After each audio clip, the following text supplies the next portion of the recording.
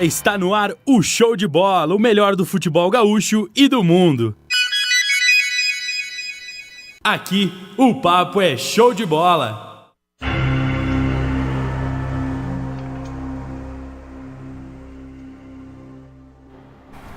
Muito boa noite, 6 horas 33 minutos e nós estamos ao vivo com o Show de Bola. De novo, né? De novo a gente aqui. Hoje estou na companhia das duas moças, da Karine e da Carol, os nossos dois integrantes, nossos dois mau caráteres. Ou eles chegam atrasados ou eles não vêm. Problemas à parte, né? E quem está nos ouvindo, não sei se lembra da semana passada quando eu disse no encerramento do programa que nós teríamos uma rodada cheia. Que nós íamos ter uma rodada cheia de polêmica para a gente conversar, mas nem tanta polêmica assim, né? Aconteceu muita coisa, tanto... O Juventude aconteceu uma coisa muito boa, né, para os juventudistas, que eu acho que fazia muito tempo que eles esperavam por isso e agora de fato aconteceu. Primeira vitória, ou melhor, primeira não, né? Juventude voltou a vencer em casa depois de muito tempo e isso é sensacional. Nós tivemos o Inter marcando passo mais uma vez, independente de tudo aquilo que aconteceu, o time do Vasco é muito fraco e acabou marcando passo. Tem o Grêmio também, que fez uma partida espetacular contra o River Plate lá, com um sistema tático muito bem montado pelo Renato, que surpreendeu todo mundo. E depois aqui, com um time bem misturado, acabou perdendo de 4-3 para o Sport Recife, que foi uma coisa que também ninguém esperava. Bom, a gente começa já de cara para falar de uma notícia boa. O Juventude voltou a vencer em casa. Não foi aquele jogo espetacular, e de novo foi debaixo de muita água no Alfredo Jaconi, mas o Juventude conseguiu vencer com um gol do Hugo Sanches. Né, Carol? Juventude voltou a vencer mais uma vez, gol do Hugo Sanches, que inclusive tem feito bastante gols, né, dentro do que o Juventude faz de gols. E aí, como é que você avalia essa vitória do Juventude, que é maiúscula? Agora não faltam mais 13, faltam 10. E claro, depende de outros resultados ainda. Olha, a vitória do Juventude era necessário, porque se o Juventude não tivesse ganhado, o rebaixamento era uma certeza. Mas jogou mal, pra variar. Então, as projeções agora tem que ganhar do Brasil de Pelotas na sorte, porque se depender de qualidade, pode esquecer que tá rebaixado. A situação é bem pior do que se imagina. E ainda tem que torcer. O Paysandu tem 33 pontos hoje, né? E o CRB tem 35. Seria interessante que esses dois não vencessem, né? Nem o Paysandu e nem o CRB. Que aí, se o Juventude marca passe, esses dois times vencem, o Juventude automaticamente vai acabar decrescendo mais um pouco, né? E não é isso que o Juventude quer. Você viu um Juventude jogando bem ou jogando mal? Nesse contexto todo do... Olha, como eu disse antes, o Juventude jogou bem mal. Não pode dar desculpa de chuva e tudo mais, mas foi bem ruim o jogo do Juventude, não iludiu ninguém. O que diferenciou foi que a torcida foi bem, mas o resto, um absurdo. Não dá pra criar expectativa nenhuma sobre o time do Juventude. O ataque é péssimo, o Douglas prejudicou bastante. Sorte que o time deles é bem pior que o do Juventude, porque caso contrário a situação seria bem pior. Eles chutavam, o Douglas aceitava. Foi um absurdo. Só ganhou porque eles são muito ruins mesmo, porque o Sampaio Corrêa é muito ruim. Não sei como é que foi campeão da Copa do Nordeste, porque é muito limitado, é pior que o Juventude. Por isso que o Juventude ganhou, foi mais na sorte deles serem piores do que no merecimento por ser melhor. E ainda o Hugo Sanches acabou acertando aquele gol, o goleiro acabou também deixando, vamos botar entre aspas, né? Não sei se vocês chegaram, a Karine viu o lance também, deixando a bola entrar entre aspas, né? Ele bateu a bola, quicou, o campo estava muito molhado, ele acabou aceitando. Né, também, mais uma vez, se não sai aquela falta, talvez seria um empate certo ou uma derrota talvez. Não sei se teria capacidade de reação, mas fica dependendo de resultado paralelo, né? E isso para o Juventude não interessa. Depender de resultado paralelo não faz bem para o time do Juventude. Se eu não me engano, eu vi o centroavante do Juventude, que me fugiu o nome agora, ele foi titular, não foi? O Elias? O Elias, não? Sim. Foi titular, mais uma partida abaixo também. O Hugo Sanches até então vem salvado entre aspas o time do Juventude, né? Aquele outro jogo lá contra o Goiás também, que fez tudo o que fez golaço inclusive, ainda está com um pouquinho de moral, se é que dá para chamar isso de moral, né? Mas sendo bem sincero, aquilo que você pensa, né, sendo uma analista do Juventude, uma analista bem ferrenha do Juventude, você acha que o Juventude tem chance de escapar? Assim, falando bem sinceramente, aquilo que você vê hoje, claro que ainda faltam 10 pontos, o Juventude pode conseguir, mas você acha que o Juventude escapa do acesso à Série C ano que vem? Olha, eu acho que o Juventude tem muita sorte, porque todos os resultados paralelos Tem ajudado. favoreceram muito o Juventude, porque se dependesse só de si, se todo mundo tivesse vencendo e o Juventude precisasse vencer, seria bem mais difícil. Mas acontece que, segundo até os matemáticos, se salva com 42 pontos esse ano, de tão baixo que está o nível da Série B, uma das Série Bs mais baixas da história. O Goiás, que está lá em segundo, concorrendo ao título com o Avaí, com o Fortaleza, conseguiu tomar 3 do Avaí, que é um absurdo. Como é que um time que está lá concorrendo, subindo para a Série A, consegue fazer um vexame desse? Tudo bem que o Avaí também tá subindo, mas tomar 3 gols é um absurdo. Então é uma das Série Bs mais baixas. Acho que o Juventude depende muito do clássico. Se ganhar do Brasil de Pelotas, se salvou. Se perder pro Brasil de Pelotas, acabou. Porque o CRB dentro de casa é muito forte. E é um dos piores, é um dos menos piores. O Juventude, em contrapartida, tem uma defesa muito fraca, começando pelo Douglas, que... se tem a sombra do Matheus, vai bem. Se não tem a sombra do Matheus, dorme, parece. Se relaxa, esquece. Foi bem fraco no último jogo. Ele, como eu disse antes, ele só não comprometeu mais porque deu sorte. Porque eles não acertavam o gol. Porque se eles tivessem feito uma jogadinha melhor, acabava. Deu uns rebotes lá que nem eu, se estivesse no gol, dava. Nem parece que treina a semana inteira. E daí também tem a defesa do Juventude, que é uma maravilha, né? Com o Mikael na zaga. Lateral improvisada, o Bertotto e o Mattioni. O Bertotto que não é lateral, mas dentro das opções é o que o Vink tem de melhor, porque o Pará não é ruim. O Newton, pior ainda. Daí o Newton tava suspenso. Daí ele improvisou o Bertotto. Foi bem o Bertotto na lateral até. Melhor que os dois. O meio de campo do Juventude é aquele, né? Que tem 800 jogador e não tem um decente. Tirando o Denner, claro, sem justa. Mas Juventude depende do clássico. Se jogar contra o Brasil de Pelotas, que o ingresso tá dado, R$10, mulher não paga. Se ganhar do Brasil de Pelotas, salvou. Porque daí troca de lugar com o Brasil, tem que se esforçar muito pra entrar de novo na zona de rebaixamento.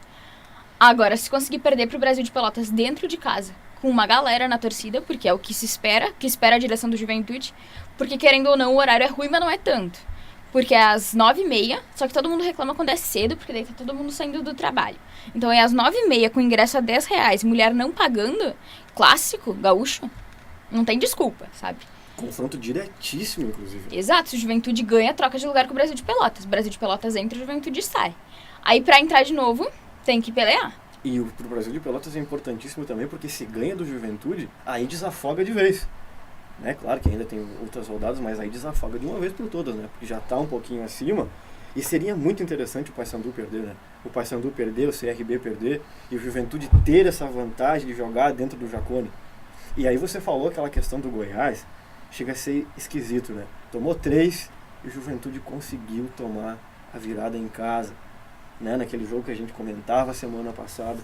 O quanto teria sido importante aquela vitória do Juventude, né? Ter mantido aquela vitória. Não importava jogo bonito ou qualquer coisa, até porque nós estava debaixo d'água lá, né? Eu digo nós, né? O torcedor estava debaixo debaixo d'água lá no Jacone, 2-0 a favor, segura tudo, fecha a casinha, vamos ganhar, dá uma moral para esse torcedor que vai, que comparece, como você mesmo disse semana passada, aquele torcedor que é fiel à Juventude, ele tá lá, faça chuva, faça sol e tem tomado 2 torós d'água até que, olha, é para poucos, né? E aí deixar escapar pro Goiás, na narração até do Sport TV, do Premier, o Alano disse o seguinte, o timaço do Goiás, o Goiás é um dos timaços da Série B. O Goiás não é timaço nem aqui, nem na China. Se é que foi um dia um timaço o Goiás, né? O Goiás é um dos times que se subir, vai ser que nem o Paraná, vai subir pra cair. Eu acho que não tem estrutura de nenhum tipo pra se manter na Série A. O próprio Avaí, que sempre sobe, sempre ou é meio pra baixo, e ultimamente tem sido mais baixo do que meio, né? Sempre sobe os mesmos times. Isso é uma deficiência, sabe, do campeonato Campeonato Brasileiro e da Série B, né? Acaba subindo os mesmos times, porque às vezes os outros times têm a capacidade para subir e acabam marcando o passo, né? Acabam parando no meio do caminho e aí fica para esses mesmos times. É Avaí, vamos ver se vocês concordam. É Avaí, Atlético Goianiense, Goiás, que faz um tempinho já, né? Não sei quanto tempo faz que o Goiás está na Série B. Faz uns 3 anos, eu acho mais. Mas aí o Atlético Goianiense, que sobe e desce, o Vitória, que sobe e desce, o Avaí, que sobe e desce. São times que não têm culhão para sobreviver à Série A. Claro, ganha uma grana, tem televisão, é muito melhor. Pega um Flamengo da vida, um Grêmio da vida. Mas não adianta, sabe? E é por isso que eu digo, não podia ter marcado o passe. Para ficar nessa degola, né? É muito ruim. Muito ruim. Aquele Mikael, cara, na zaga lá, o Mikael é sofrível, né? Mas toda a defesa do Juventude é sofrível. Toda a Meu zaga do Juventude. Deus. Porque o Mikael é o capitão do time, pra ter noção de como a zaga do Juventude, o time do Juventude é fraco até de liderança. Porque se o líder é o Mikael, que só falha, com que moral ele vai cobrar os outros? Não tem moral nenhuma pra dizer o Bonfim vai lá e erra, ele vai cobrar o Bonfim como? Se ele não consegue fazer a parte dele. Inclusive ele tomou uma bola nas costas nesse último jogo aí que jamais ele ia pegar, né? Jamais ia pegar, saiu numa corrida atrás e deu tempo do jogador do Sampaio tocar a bola ainda pra... é demais, eu não sei como é que a torcida do Juventude atura tanta coisa, sabe? Tem que ter um saco gigantesco para aturar certas coisas. E esperamos que, sinceramente mesmo, esperamos que o gauchão do Juventude no que vem seja um gauchão bem diferente. Mas é que a torcida do Juventude também não tem mais o que fazer, porque agora tá acabando o ano, não dá pra trocar técnico, não dá pra inscrever jogador. O máximo que pode fazer é dispensar jogador, só que daí vai ter que continuar pagando, então melhor deixar aí os caras treinando, pelo menos fingindo que estão jogando. Se acontece alguma coisa, eles servem, porque dadas as circunstâncias, o Juventude não tem mais o que fazer. O Vink tem que fazer um milagre, que é o que ele tá fazendo. Porque podem falar o que quiserem, que o Vink não ganha. O Juventude não ganhava 97 dias dentro do Alfredo Jaconi, isso e aquilo, mas depois que o Vink veio, o Juventude começou a jogar melhor. Ponto final, com as mesmas peças que jogavam com o Julinho Camargo. Por que não jogava bem? O Julinho Camargo tava aí desde o começo do ano. Por que não conseguia jogar bem se eram os mesmos jogadores? Não tem explicação. Se ele tivesse vindo antes, o Juventude não estaria nesse sufoco. Porque mesmo o Vink já estando aí a rodadas, o Juventude não ganha. Bom, mas daí é porque ele não consegue ganhar desses adversários que estão jogando agora. Tá todo mundo lutando por alguma coisa. Os adversários que o Juventude tá pegando nessa reta final agora, todo mundo vai estar lutando ou pra não cair, ou pra subir. É tudo jogo valendo, não é brincadeira. Não existe mais jogo jogado, né? Não tem mais jogo jogado. Inclusive o Brasil de Pelotas, comparando com o próprio Juventude, quando veio o Zimmermann, o Brasil de Pelotas também começou a jogar melhor, né? Por incrível que pareça, aquele elenco limitadíssimo do Brasil também começou a jogar melhor. E eu concordo contigo quando você diz que esse jogo contra o Brasil vai ser fundamental. É a pedra no sapato, ou fica de vez ou tira de uma vez, né? Ou tira porque olha, vai ser complicado. Espero que a torcida realmente lote o Jaconi. Não vai lotar o Jaconi. Será que não lota? Não, a torcida do Juventude não vai lotar o Jaconi assim. A torcida do Juventude lota Jaconi quando é jogo grande. Não vai lotar, vou botar 20 mil pessoas contra o Brasil de Pelotas. Duvido. Pois é, mas aposto uma grana aqui. Né, Karine, seria interessantíssimo se a torcida fizesse uma força dessa vez, né? Vamos colocar o máximo que a gente puder. Poxa, o nosso time vai cair. Vamos dar um apoio para essa galera, para eles não caírem, independente do elenco que está lá, independente de quem está jogando, se gosta ou não gosta. Pense no clube como instituição, de ver o teu time cair para a Série C outra vez. Isso eu não entendo. Eu não entendo, sabe? Vai lá, sei lá se é 5, se é 10, se é 15. Se o ingresso está R$10, mulher não paga, e o Juventude tem uma gama de torcedoras mulheres bem grande, né? Acredito eu que seja bem grande, né? Pelo que a gente vê nas manifestações e tudo, né? Poxa vida, complica a situação, né? Complica mesmo. Pelo menos permanecer, claro, né? Permanecer, obviamente subir não vai, mas... Então pelo menos que permaneça para vir com um gás diferente, porque uma coisa é certa, né? A direção de Juventude vai mudar. Vai mudar. Fim do ano muda essa direção, não é possível que fique Bigli e Flávio Vai mudar Campos. para pior. A expectativa é que o Tonieto deixe a direção e o Bigli assuma. Nossa Senhora. E aí o Flávio Campos fica também? Fica também. Flávio Campos e o Biglia são quase irmãos, mais que amigos friends. Nossa. Poxa, mas aí cabe também. Poxa, você fez besteira o campeonato inteiro. A torcida tá pedindo tua cabeça. acabou, né? Pega teu bonezinho, bota ali e vai embora, né? Não tem, pelo amor de Deus. Eu acho que se sou eu um profissional nessa hora que eu vejo que tá indo dessa forma, eu encerro a temporada e vou embora. Vou procurar outro clube para trabalhar. Se é que tem outro clube que me queira para trabalhar, né? Agora, ficar num clube que eu fiz história e ainda ajudar a fundar o time, quer ver um exemplo? O próprio Washington no Caxias. Veio para ser o salvador na pátria do time do Caxias e afundou o Caxias. Afundou literalmente o time do Caxias. Mas era o Washington, né? Era o Coração Valente. O Coração Valente. Tinha nome. Veio pelo nome. Somente pelo nome. Não entende absolutamente nada de administração. Aí não tem o que fazer, né? Aí não tem o que fazer. Mudando um pouco de assunto, e depois a gente pode voltar para o Juventude aqui. Vocês viram, alguém assistiu o El Clássico? Viram o vexame do Real Madrid em cima perante ao Barcelona? 5-1. Chegou a ver alguma coisa, Carol, desse jogo? Eu não assisti, mas que foi uma goleada, foi. Nossa, 5-1. Os comentários estavam... O Lopetegui fora do cargo já, né, também. O Lopetegui fora do cargo, tomar 5-1 aí, depois você ouve a entrevista do Sérgio Ramos. Nossa senhora. Todo mundo, ele diz o seguinte: todo mundo tá jogando mal, não tem ninguém jogando bem aqui. Tá todo mundo jogando mal, ninguém tá jogando bem. Tá na hora de mudar. O teu capitão falar isso, né? A gente lembra muito bem como é que foi na seleção da Espanha, né? A pressão que o Real Madrid colocou no Lopetegui para sair. A seleção da Espanha acabou o demitindo em plena Copa do Mundo. Ele chega no Real Madrid e é um vexame atrás do outro. Agora tomar 5. 3 gols do Suárez, 1 do Coutinho. Agora não me recordo de quem foi o quinto, mas destruiu, né? O Suárez também tinha gente até indicando centroavante pro lugar do Suárez. O Suárez vai lá e faz 3 gols. Que vexame. Pelo amor de Deus. Enfim.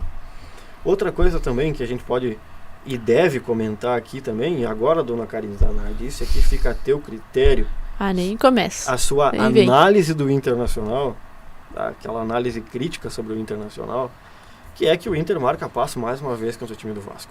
Sim, é sempre a mesma coisa, sempre a mesma história. Sempre com os times assim, fora de casa, dando... não tenho o que explicar. Porque foi um jogo horrível, não rendeu pra nenhum dos lados.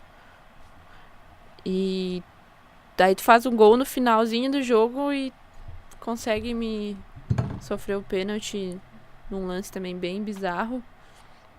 Que a gente vê os vídeos, enfim, que toda a arbitragem ficou em dúvida antes, no lance anterior, né? Mas também não pode ficar colocando a culpa na arbitragem, né? Se o time não rende. E eu não consigo entender, porque a mesma escalação, mesmo time contra o São Paulo, só mudava uma peça, que era o Leandro Damião pelo Rossi. Sim. E daí jogou super bem em casa, conseguiu ir fazer a virada, saiu atrás, tomou um gol muito no início contra o São Paulo, virou o jogo, jogou bem de verdade. Daí vai pra fora com um time, joga contra um time que é tecnicamente inferior e não rende, sabe? Não dá pra entender. Não dá pra entender mesmo. Não tem muita explicação, não tem noção, Eu sei que o futebol é, uma coisa que a gente... Que cada dia é um dia, cada jogo é um jogo, mas não dá pra explicar. E agora ficou longe, a chance do título, né? Já era difícil e agora, então...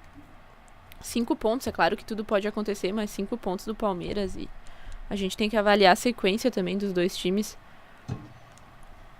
Não sei explicar o que aconteceu. E ainda foi sortudo, porque o Palmeiras não e o Flamengo venceu. Acabaram empatando. Não, mas o Flamengo teve a chance de vencer. Também, Paquetá me errou um gol que depois ainda bota a culpa no gramado. Mas, pelo amor de Deus. São uns tapetes os gramados, né? É que nem o pessoal do Grêmio falando que o gramado da Arena ainda tá duro. Certo, tudo bem, não jogo lá. Pode ser que seja duro mesmo, mas... Enfim, então se jogar num estádio do interior aqui, diz o quê? Nem entra em campo, então. Nem entra em campo se jogar num gramado do interior, jogar um gauchão aqui, nem entra em campo, pelo amor de Deus. Vou quebrar o pé nesse gramado. Agora... O time do Vasco é horroroso inteiro, Sim, né? Totalmente inferior, enfim. Mas o Inter também não fez por merecer. Eu vi muita gente nesse jogo pedindo pelo Wendel e pelo Zeca nas laterais, no lugar do Iago e do Fabiano. Mas não sei, sabe? Eu gosto dos dois. Tipo, no caso do Zeca, eu acho que ele chega mais à frente, mas o Fabiano ganha dele na marcação. Por mais que tenha errado naquele lance, enfim, do jogo retrasado. Não sei. E o Wendel também, faz tanto tempo que não joga. Entrou no Grenal e daí conseguiu dar aquele passe lá pro Edenilson fazer o gol. E depois disso não jogou mais também. Não sei se é a solução, porque o time é bom, sabe? Tipo, no máximo possível é bom. Eu acho que falta mais meia ali. Eu acho que já era... O Inter já devia ter dado a chance pro Sarrafiori jogar. Foi relacionado, inclusive, né? O terceiro jogo relacionado, mas... Mas não entra, enfim. Não entra. Ele vai pegar pra... ritmo de jogo pra Libertadores, né? Ele vai fazer o gauchão, com certeza, e vai pegar ritmo de jogo pra Libertadores. Mas o guri, tipo, tá merecendo chance, tá indo super bem. Fez gol de novo da vitória do Inter no fim de semana. A copinha pelo 1-0 foi ele que fez também. Sei lá. E o Palmeiras, né, tá fazendo campanha de campeão, literalmente. Teve um empate agora, mas antes disso foram 4 vitórias. Tem tudo. Agora tem o jogo no meio da semana. O Palmeiras soube ser esperto, né? Ah. Quando tinha que vencer, venceu. Pegou os pequenos e os grandes e venceu. Que normalmente o segundo turno, os times todos baixam a efetividade, enfim, né? Todos os times baixam e o Palmeiras não. O Palmeiras cresceu nesse segundo turno. Tá fazendo ao contrário do que todos os outros times fizeram. Então, tá aí. Claro, também tem a famosa mão do Filipão. Que, claro, erra como qualquer treinador, erra, né? Mas mesmo assim, né? Eles jogam 2 competições de grande porte e conseguem manter os times parelhos nas 2. E até porque o Palmeiras, se não for o único time do Brasil, é um dos que tem 2 elencos. Dá pra se dizer que o Palmeiras tem 2 elencos, né?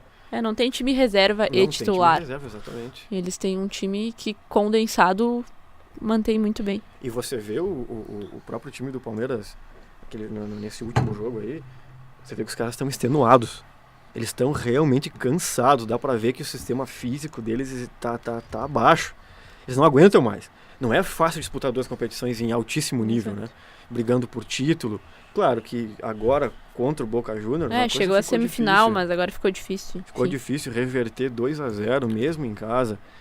Mas é futebol, né? A gente sabe que tudo pode acontecer. Claro, com certeza. E a camisa do Boca tem um peso gigantesco. E tanto que o Palmeiras estava jogando bem, estava mantendo o empate lá até o final, tomou 2 gols. Dominou o jogo. Né? O Palmeiras dominou o jogo. Palmeiras dominou o jogo. E aí, claro, voltando pro Inter, ficou marcado o jogo do Vasco muito mais do que o resultado, o que aconteceu com a arbitragem. A arbitragem de novo. Que aí você tem uma declaração do Odair extremamente espinhosa, e aí pega o Roberto Melo mais ainda, onde ele diz, olha... Tá na hora do nervoso ali. Exatamente. Quem vencer de Flamengo e Palmeiras, dá a taça. Pode dar a taça. Pode dar a taça.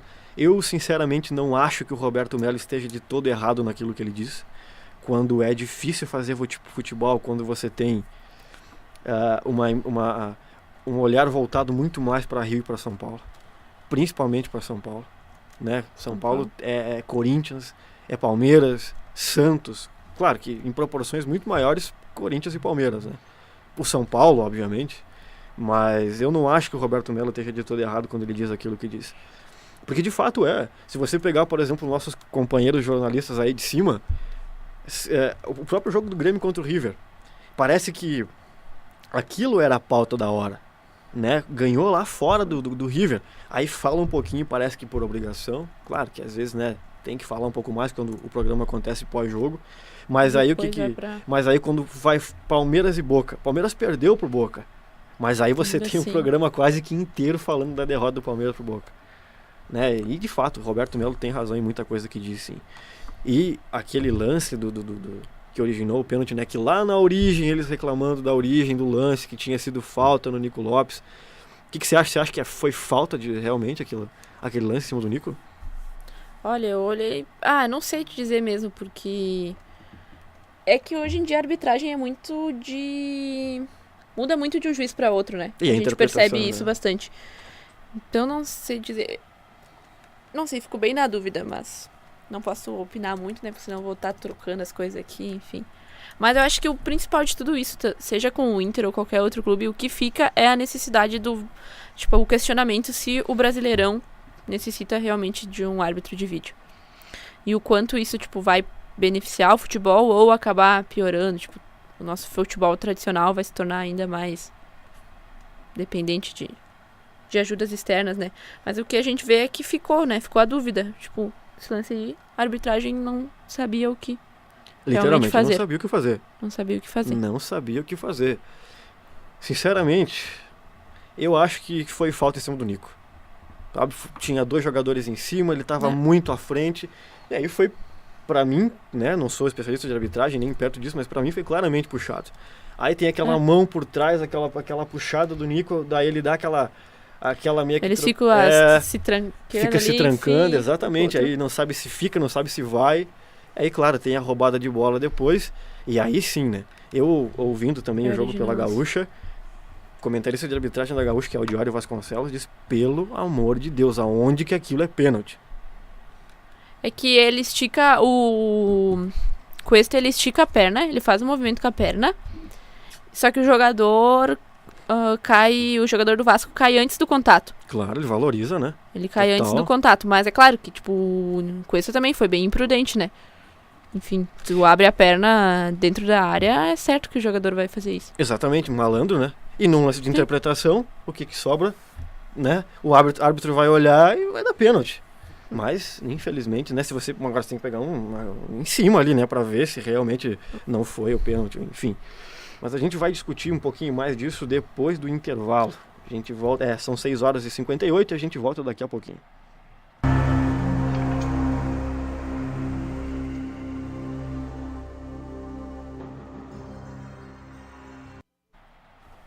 Muito bem, voltamos 7h01 para a gente falar um pouquinho mais sobre o Inter e projetar a sequência que o Colorado tem. Sabendo que a próxima agora, contra o Atlético Paranaense, é em casa, né, Karine? Em casa, isso. Em casa, aí você tem um meio-campo completamente desfalcado.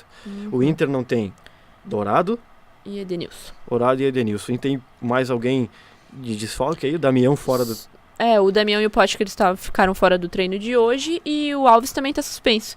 Então tem 3 suspensos e esses 2 que ainda são dúvida. Mas tem uma semana, né? Porque o jogo é só na próxima segunda-feira. Então acredito que o ataque aí volte. O Damião principalmente, né? O problema é o meio. Quem é que tu vai colocar pra jogar ali agora?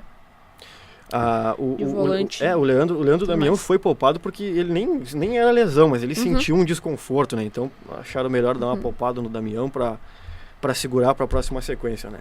Essa sequência aí tem quem mesmo, Karine, depois? Tem segunda-feira, então, na próxima segunda, contra o Atlético Paraná, às 19h, no Beira-Rio. Depois vai fora jogar contra o Ceará. Esse é perigoso. No dia 11, então joga contra o Ceará. E depois volta a jogar em casa no dia 16 no dia 15, desculpa. Contra o América. Então, contra o Atlético Paranaense, aí ó, todos são, tirando time médio, não é um time de grande expressão Atlético Paranaense, até por conta do próprio elenco que tem.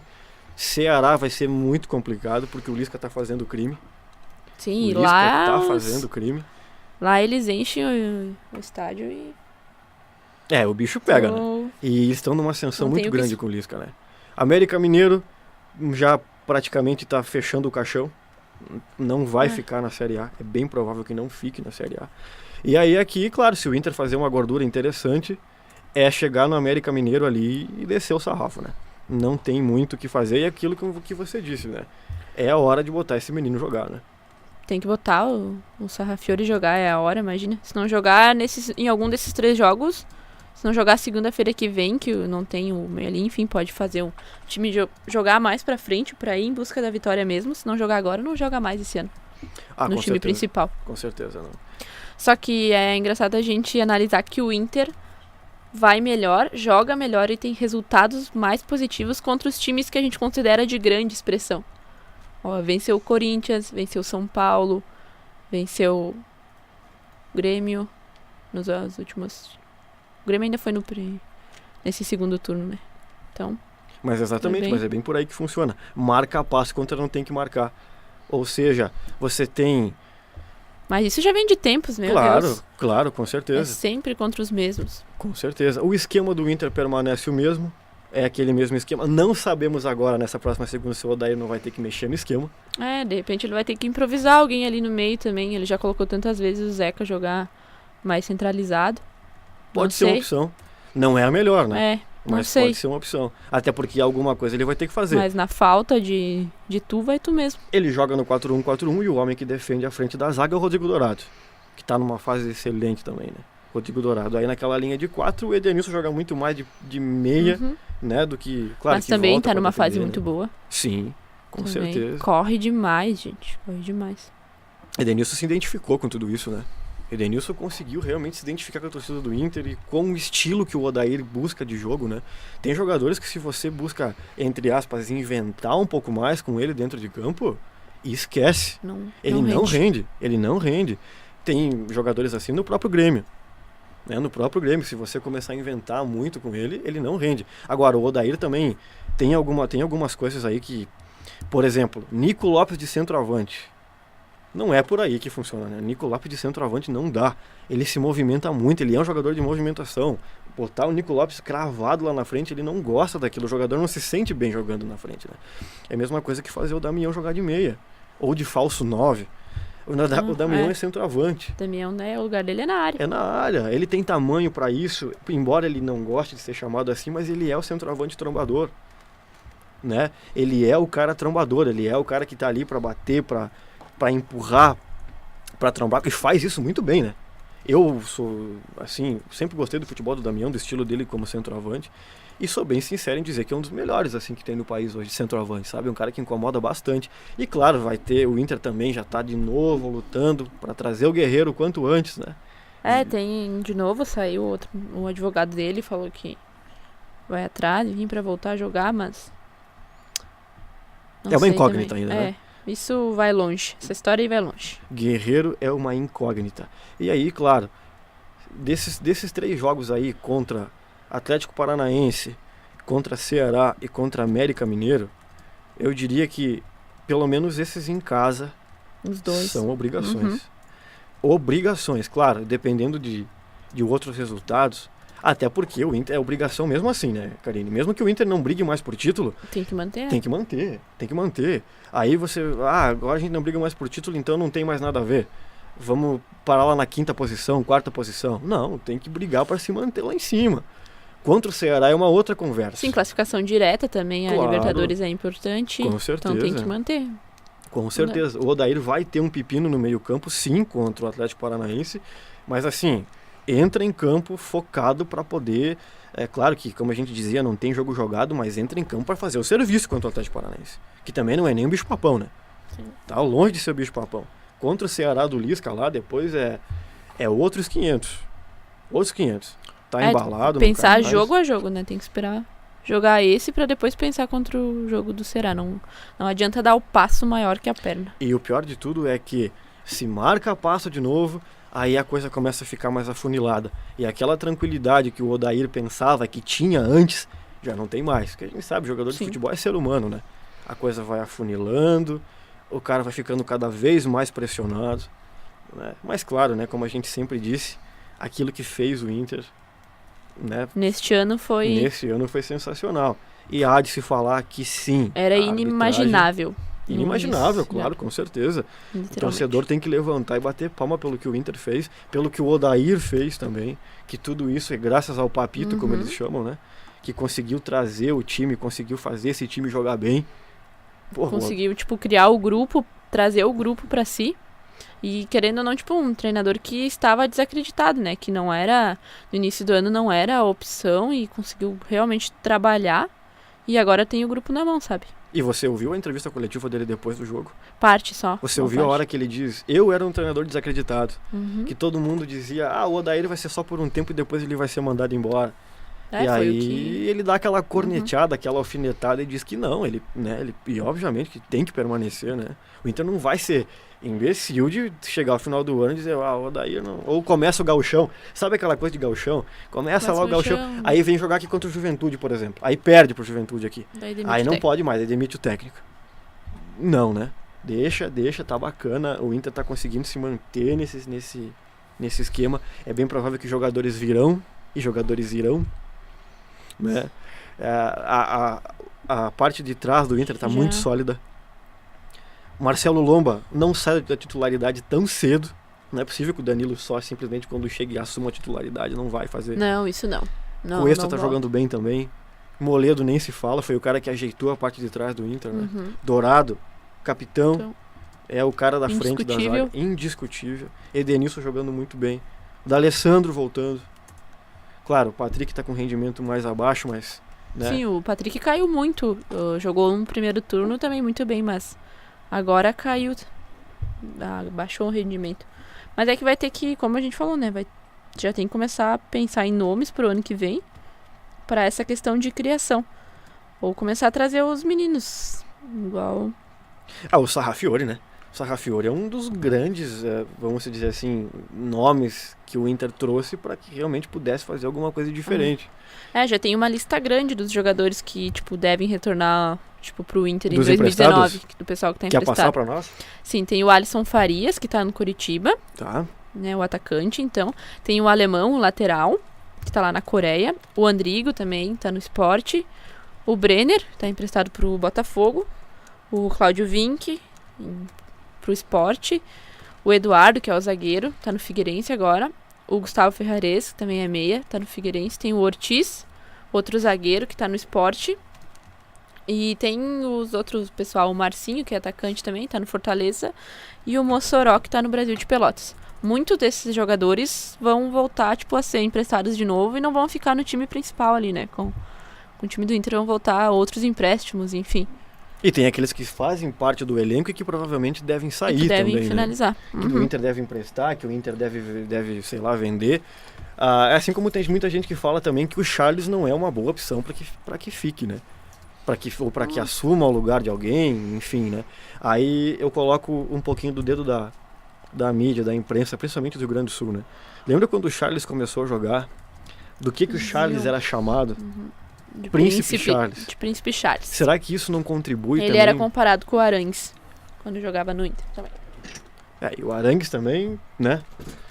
Assim como o Escoco, né? Que saiu do Inter porque disse que não tinha adrenalina o suficiente aqui. Foi o Escoco, né, que disse isso, né? Vocês me lembram, né? Foi o Escoco que disse isso. Ele disse que saiu do Inter porque não tinha adrenalina suficiente para jogar aqui. Eu tava vendo adrenalina lá agora no River, na Argentina, lá, né?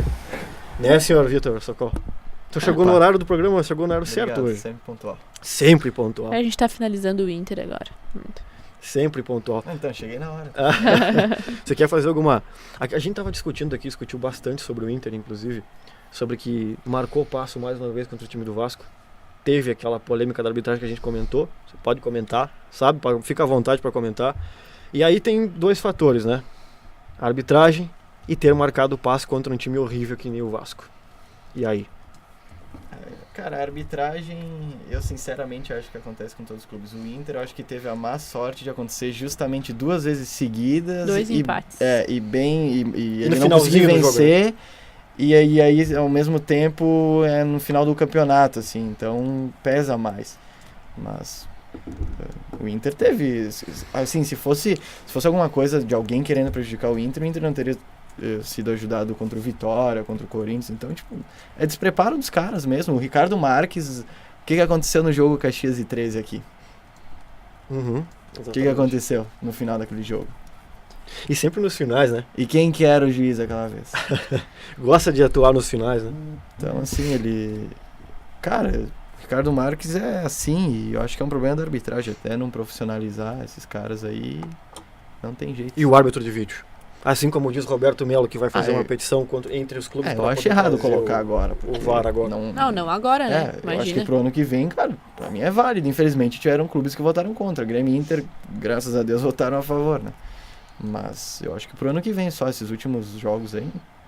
Não, para esses últimos jogos não vai ser viável. Acho até né? falta de até coerência, porque... Aí Porque começar agora, né? Imagina. Porque, inclusive, lá no começo do campeonato, se não me engano, foi proposto, né, que o campeonato começasse com o árbitro de vídeo e esses clubes que não assinaram não quiseram por conta do custo que seria. Se eu não me engano, 30 mil reais por também jogo. não quer por causa do custo. 30 mil reais sei lá, por jogo. ou isso é uma desculpa, não sei.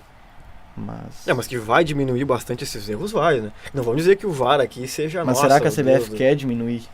os erros? É. Poxa, mas aí se a CBF não quiser diminuir os erros que De tá dentro do seu repente, próprio cara, os campeonato, erros da arbitragem são uma coisa que os clubes... Cara, os caras se escoram demais nos erros da arbitragem, assim, pra tirar muito foco de erros. Eu cansei de ver o Grêmio fazer isso, o Inter. Perde um jogo e coloca a culpa na arbitragem, entendeu? Não sei. Tá na hora do Sarrafiori jogar? Não, muito cedo. Você acha que é muito cedo? Não, teve jogos que o Inter podia ter bem mais criação se ele Eu acho tivesse que é ali. muito cedo. Quantos anos ele tem? É casa de quanto? 19? 18? 20, eu acho. 20? É. Cara, eu acho que isso é uma avaliação interna. Vamos ver. Cara, eu acho que assim, o Inter, o torcedor do Inter tem que entender que ele foi contratado, apesar de toda a fama que ele tinha, pra jogar no time de base. Ele Sim, pra começar. Exato. Ele pode subir, claro que ele pode, mas como qualquer outro atleta, a gente não sabe se tem outro cara na frente dele lá que eles considerem melhor. Mas aí tem aquele ponto de que é o terceiro jogo seguido em que ele é relacionado. Ele tem 21, gente. Ele já não é. Já tá na Já hora, tá, claro né? que já, em termos de idade, já tá na hora. De repente começa a ficar tarde, né? Não, mas a gente tava falando, ele vai ser preparado pra Libertadores durante o Gauchão. Cara, de repente é uma boa nesse final de brasileiro colocar ele, se o Inter não... Nesse acho que próximo jogo, Atlético Paranaense, sem Edenilson e sem Rodrigo Dourado. Não. Se o Odair mexer no esquema, Não, mas não vai mexer. Será que não vai mexer? Não. sem os dois jogadores principais de meio hoje, Eu acho que não. Não tem por que mexer. E eu acho que o Inter tá ainda na briga pelo título. Eu acho que colocar o Sarrafiori é uma maneira de arriscar ainda, por enquanto. continuou por conta do Palmeiras e do Flamengo, né? Que aí acabaram dando uma pra trás. Mas é aquela via. O Grêmio, por exemplo, não tem, segundo as estatísticas, não tem chance nenhuma de ser campeão. Se ganha na rodada que vem, o Palmeiras perde, já muda de novo. Então, Futebol é futebol, a gente nunca sabe. E o Palmeiras joga com o Santos, né? Em casa, o mesmo Santos que veio tirar ponto do Inter aqui. O Flamengo joga com o São Paulo. Então, Só o Inter jogão, que né? não pega, não tem jogo direto, então é uma chance pro Inter de novo. Cara, eu acho que tá aberto ainda. Claro, com certeza. E passamos então para o Grêmio, que vem de uma partida, dá para colocar assim, uma partida espetacular contra o River. Uma baita partida. O Renato acabou sendo muito inteligente, vamos falar a verdade, deu um nó na cabeça lá do caramba, me fugiu o nome do Galhardo. Marcelo Galhardo. Acabou dando um nó, porque aquela coisa que nós discutimos aqui de levar o Luan acabou servindo para dar um nó na cabeça do Galhardo lá, né? O Luan, ele se obrigou a montar um time para jogar com o Luan em campo e um time sem o Luan em campo. Aí o Luan nem sequer fica no banco de reservas. Mas aí o Grêmio faz aquela partida muito bacana. Que aconteceu o contrário, na verdade. Achava-se que o Palmeiras iria dar um baile no Boca e o Grêmio ia tomar um baile do River. E as coisas aconteceram ao contrário. E agora um tem a vaga na mão, que é o caso do Grêmio, e o Palmeiras ficou muito difícil, claro, está jogando em casa, mas 2-0 contra o Boca, a coisa fica difícil, né? Qual foi a tua avaliação quando viu aquele 1-0 do Grêmio? Acho que foi um dos jogos históricos do Grêmio, assim, Em termos táticos, né, avaliando o Renato, foi sensacional. tudo, né? em termos gerais, assim, foi. Todos jogaram bem, inclusive. Por ser uma semifinal, uma semifinal que não acontece toda hora, dificilmente tem esses... Bom, é a maior semifinal da história da Libertadores, contra o River, contra um time que é o mais caro da história do River, gastou 60 milhões. O Monumental de Nunes Foi lotado. um jogo que mais teve renda na história do River Plate. Então, cara, todo o favoritismo era do River, principalmente pelos desfalques que o Grêmio tinha. E mesmo assim o Grêmio conseguiu sair com 1-0 e merecido, né? Acho que foi merecido. Até quem chegou mais perto de fazer por exemplo, o Grêmio estava mais perto de fazer o segundo que o River de fazer o primeiro. Aquela bola do Leonardo lá, aquele chute passou muito perto. E se faz o segundo, mudava bastante coisa pro segundo jogo. E inclusive o Renato jogou de um jeito que ele mesmo debochava, né? Os caras vêm aqui jogar contra mim desse jeito. E aí ele foi obrigado a fazer um jogo parecido. Claro, inteligente, né? Agora, falava tanto daquele estilo de jogo. Mas mesmo assim é diferente do que o Renato falava. Assim, o Grêmio recebeu times na arena que não passavam no meio campo. Sim, claro. O Grêmio foi bem diferente contra o River Plate. É claro, o Grêmio ele jogou foi muito mais cauteloso, mas ele teve chegadas, ele buscou e mas abdicou um pouco daquele toque de claro, bola que faz. Sempre, não fez o mesmo que e era inviável tu fazer um toque de bola sem Luan, sem os caras que tocam a bola, sem Everton. Né?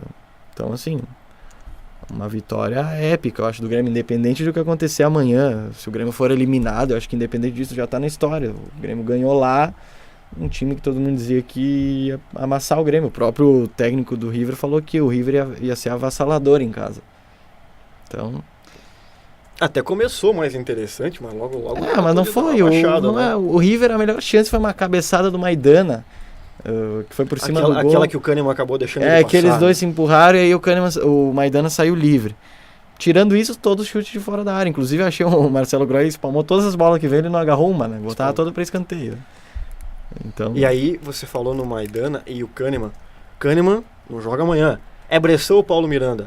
Dizem as más línguas aí que estão acompanhando lá que pode ser que o Renato teste o Paulo Miranda.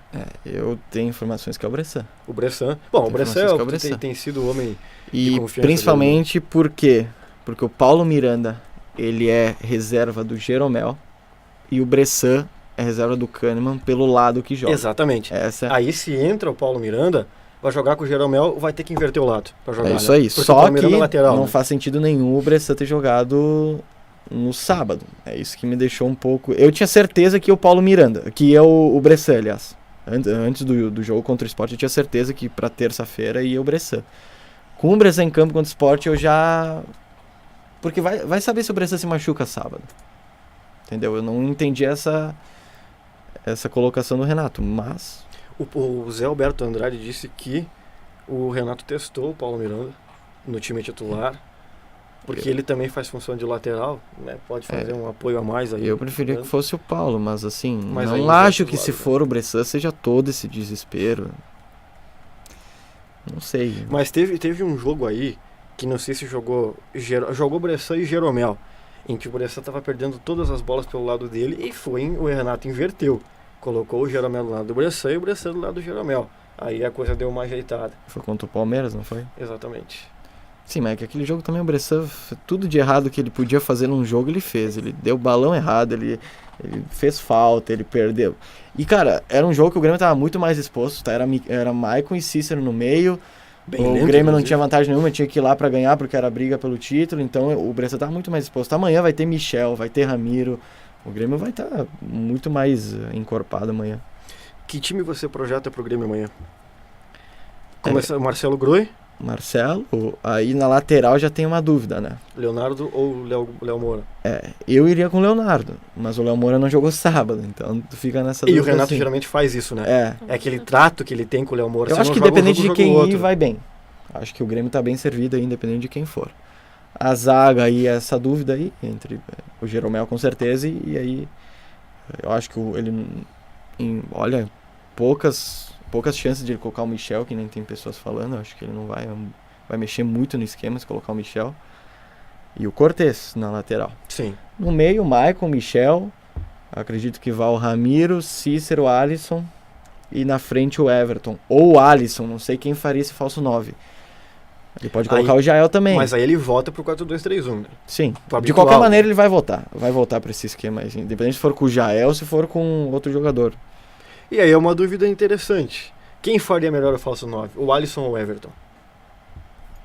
Pois é, e pode ser o Cícero também. Pô, mas o Cícero de falso 9... Mas ele já jogou assim com o Cícero. de Já, falso inclusive, ele insistiu, o Cícero de falso 9, Entendeu? muitas vezes, né? Até pelo cabeceio E e é tal, né? 9. Na verdade é uma chance de tu colocar o Everton e o Alisson juntos. Aí joga um pela ponta esquerda e um pela Só ponta daí o direita. Ramiro teria que sair, né? Se o Cícero jogar. E eu também não acho. Eu não sei se o Everton vai começar jogando, não. Voltando de lesão. Não tenho essa certeza aí que o. Porque sendo Eu tô bem- achando que ele vai começar com o mesmo Mesmo time que... time que Começou jogou lá. Porque, sendo bem sincero, sendo Alisson ou Ramiro, os dois fazem recomposição. Porque o Alisson também recompõe. Sim, e não muda nada Né? do esquema, só muda os jogadores, as peças. E E o o Alisson Luan hoje com tá um certeza não pouquinho vai, melhor. né? O Luan tá fora. Sim, o Luan tá fora. O Luan Então, não tem chance. Esse esquema de falso... daí não vai ter centroavante, né? Vai ser de fato... tu um tem falso mais 9. velocidade, claro, tu vai explorar os contra-ataques. E a zaga do River é lenta, né? Tu consegue explorar bem isso em cima do Lenta e peca Quinola, do demais na bola Maidana. aérea, mano. A bola aérea defensiva deles é ruim, mas em compensação a ofensiva é muito boa. O Grêmio tem que cuidar com os escanteios e tudo mais. Porque sobe muito, né? O Maidana é Tomou bom. duas cabeçadas muito perigosas. Se vai no gol, aquela que ele tira do Kahneman, se vai no gol, O já Marcelo só olhou, né? é só aguardar, né? E aquele jogo, e agora falando do jogo contra o Sport. Que jogo maluco, né? Nossa Que senhora. E jogo um jogo de maluco. várzea, na Gente, verdade. teve mais gol que a Copa União aqui de Caxias. A Você- gente falou você semana tweetou passada. Isso aí, inclusive. Copa União. O Grêmio demonstrou muito desinteresse Meu Deus. nessa partida. Não, o Renato mesmo disse, né? A gente dormiu no ponto, né? Dormiu Tomar 4 totalmente gols de no ponto. esporte, olha. E Mesmo com o time de reserva do Não, reserva. mesmo assim. qual foi a última vez que o Kahneman tomou 4 gols em campo? Quando que isso aconteceu? do Kahneman em campo, o Grêmio toma 4. Sei que o ano passado o Grêmio tomou 4 do Sport lá. E depois foi campeão da Libertadores. Ó, E foi o mesmo placar. 4-3. Nossa, olha aí, ó. O Vitor. Olha. é um amuleto, hein? E esse ano foi a segunda vez que o Grêmio tomou 4 ou mais gols. A primeira vez foi com o Caxias, 5-3 na Arena. Vamos falar sério, tá? A gente falou semana passada do Marcelo Oliveira. Pelo amor de Deus, não tem condições, né? Não tem, mas é o que eu volto a falar. Até que eles estiverem aí, o Renato vai botar. E é uma maneira dele administrar o grupo. Tanto é que ele não deixa Marcelo Oliveira ou Juninho Capixaba, ele coloca os dois. Até que eles estiverem aí, o Renato vai fazer, não tem jeito. E o sistema defensivo do Grêmio, inclusive, nesse jogo, todo muito criticado. Começando pelo Paulo Vitor. Muito Um criticado. aproveitamento espetacular do Paulo Vitor. 4 bolas chutadas, 4 gols, né? Parabéns pra ele, inclusive. Se a gente for analisar aí, não sei se aquela primeira ele pegava, foi muito em cima. Mas aí, O famoso goleiro chama gol. Nenhuma ele pegava, mas ele chama, não adianta. ele e o Bruno Grassi, né? Aí você começa a pensar o seguinte, poxa, ele era um cara que passava mais segurança pro time do Grêmio, né? O pessoal não contestava muito o Paulo Vitor. Mas também não dá pra cobrar muita coisa, que ele só joga com os reservas também. Sim, né? Não sei. Sim. E aí teve... Qual foi assim, ó, sendo bem sincero, bem honesto no comentário, qual foi o principal problema do Grêmio no jogo contra o Sport? A maior deficiência do time do Grêmio nesse jogo contra o Sport? Acho que foi a displicência, assim, não faltou, acho que não falta técnica. Tanto é que o Grêmio fez 3 gols, né? Eu acho que os atacantes olhavam pra trás e falavam, pô, o que a gente precisa fazer mais? A gente já fez 3, vocês continuam tomando. Então, assim, eu acho que foi displicência do Grêmio, assim, desinteresse. O Caio jogou também, não jogou? O Caio jogou. Que é um Jogou também de ponta dos... direita. É um dos que também... Foi do lugar do Ramiro.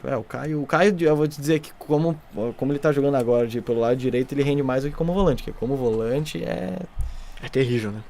É terrível. E aí 4-3 no jogo em casa. E tomando um gol aos 7 minutos, né? Aos 7 minutos do primeiro tempo. É esse tipo de coisa que eu não entendo. O Jair, que tem 2,30 m, quem tava marcando ele era o Caio de 1,23 m. E o Paulo Vitor saiu catando mosca lá, né? Não sei o que ele foi fazendo. Saio, não saio. Não vou. Pegou umas 2 borboletas no ar. Entendeu? Complicado demais, né? Bom, marcou passo também. Infelizmente, o marcar passo tem sido meio que constante aí. Nesses times médios e pequenos, né? E aí, entre Palmeiras e Boca, vale uma pequena projeção também em cima disso. Palmeiras e Boca, você acha que o Palmeiras tem condições de reverter? Condições até tem, mas e aí? Eu acho que tem condições e eu acho que elas são bem viáveis. Eu vejo muito assim, antes do primeiro jogo era Palmeiras e River, depois é Grêmio e Boca, tá? Não, mas ou é 8 ou é 80, não é assim que funcionam as coisas assim. O Boca já mostrou que tem um time limitado, então acho que o Palmeiras, o erro maior foi querer jogar na Bomboneira por um empate. Quem vai pra empatar perde, cara. E é isso. Quem vai pra empatar perde. Eu acho que tem condições de virar. Acho que tem bastante condições de virar. E o Filipão, o Lucas Lima, nem pensar, né? E vai acontecer. E assim, se o Boca chega a fazer um gol, acabou, né? Não, esquece. Agora já tá difícil. E inclusive, tem alguns torcedores aí que já não acreditam mais, né? Esse é o torcedor pessimista, né? Mas aí, com 15 minutos o Palmeiras faz um gol, ele já volta a acreditar, pode ter certeza. Por isso, Já que não muda dá toda a história. por isso que não dá pra ser tão pessimista assim, né? Quanto torcer. Claro que é difícil, tu tá jogando contra o gigante, tu tá jogando contra os caras que tem a vantagem, mas... tudo bem, mas vai ser difícil pro Boca também segurar, não vai achando que... A Palmeiras vai pra cima, né? Mas é futebol. Tudo pode acontecer. Vai ser difícil pro River contra o Grêmio, e pro Grêmio também. É 1-0, cara. Se 2-0 com o Tucumã não tava nada decidido, imagina 1-0 com o River. E joga bem fora de casa, inclusive. Joga bem. O Grêmio desfalcado de novo, por mais que volte o Everton. Agora tá sem o Kahneman e o Luan.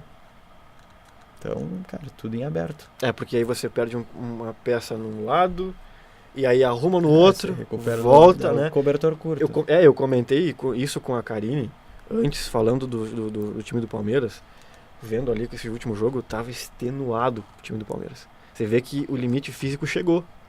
Embora tenha 2 elencos, entre aspas, o limite físico Isso vai fazer diferença também. O Boca jogou com os reservas, o River jogou com os reservas, o Grêmio jogou com os reservas, só o Palmeiras que foi com os titulares. Por quê? Porque tá pensando Que é líder, né? ferrenhamente nas Que é duas líder. competições, né? Se não fosse líder, não ia, né? Então, Ixi, Maria, tá complicado, né? Vocês arriscam um palpite? Pra Grêmio e River? negativo. Não. Nenhum vamos ficar- palpite? Mas, Deixar o palpite aqui interno. E o boa Boca? sorte ao Grêmio, só isso. E Palmeiras e Boca? Eu acho que o Boca passa, mas olha, com muito sofrimento. Mas bastante. Não vou me surpreender nada se o Palmeiras. Se o Palmeiras, Se o Palmeiras reverter. passar. Como você mesmo disse, né? Semifinal mais espetacular da história da Libertadores, né? Com times assim vivendo fases muito, muito boas, né? Bom, eu te falei no final do programa da semana passada que a gente ia ter uma rodada polêmica para falar. E de fato teve mesmo, né? Envolvendo arbitragem, envolvendo isso, envolvendo aquilo, envolvendo aquele que esperava que ia perder ganhou e quem esperava que ia ganhar perdeu. E agora a gente vai saber, semana que vem a gente já pode falar quem irá para a final da Libertadores e como ficarão os times aí pro finaleira do Campeonato Brasileiro. E claro, a gente discute tudo isso semana que vem. Tchau!